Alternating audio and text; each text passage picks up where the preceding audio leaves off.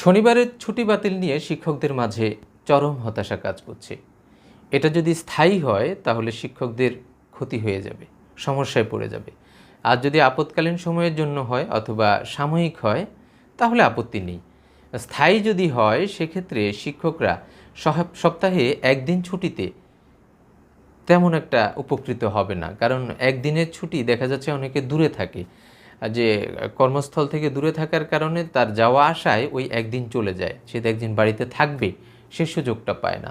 এছাড়াও 2 দিন যদি একসাথে ছুটি না হয় তাহলে ওই ছুটিটাকে কাজে লাগানো যায় না। বিশেষ কোনো কাজে কেউ বাইরে যাবে, দূরে যাবে অথবা বাচ্চা কাচ্চাকে নিয়ে ঘুরতে যাবে, সেটা হয় না।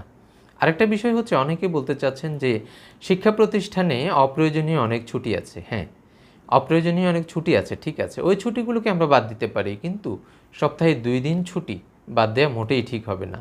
অপ্রয়োজনীয় ছুটিগুলো